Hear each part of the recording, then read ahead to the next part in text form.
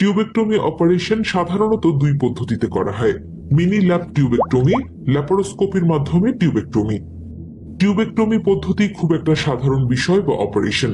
তবে টিউবেক্টমির ব্যাপারে জানার আগে মেয়েদের প্রজনন কেন্দ্র সম্পর্কে আমাদের সম্যক ধারণা থাকা দরকার। টিউবেক্টমি অপারেশনে মূলত ফ্যালোপিয়ান টিউব আর ডিম্বাশয়কে বেশি গুরুত্ব দেওয়া হয়।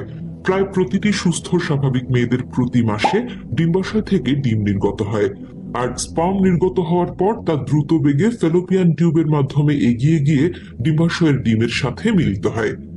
তাই অপারেশনের মাধ্যমে ডিম্বাশয়ের সাথে ইউরেটাসের যাতায়াত পথ বন্ধ করে দেওয়ার জন্য ফ্যালোপিয়ান টিউবকে কেটে রিং দিয়ে বেঁধে দেওয়া হয়। টিউবেক্টমি অপারেশনে ডিম্ববাহী নালীর ধারাবাহিকতা বন্ধ করে দেওয়া হয় বলে ডিম্বাশয় থেকে প্রস্ফুটিত ডিম্বের সাথে শুক্রকীটের মিলন না হওয়ার ফলে গর্ভসঞ্চার হয় না। পুরো ভিডিওটি দেখার জন্য অসংখ্য ধন্যবাদ। ভিডিওটি ভালো লাগলে অবশ্যই লাইক, কমেন্ট, শেয়ার করে পাশে থাকবেন।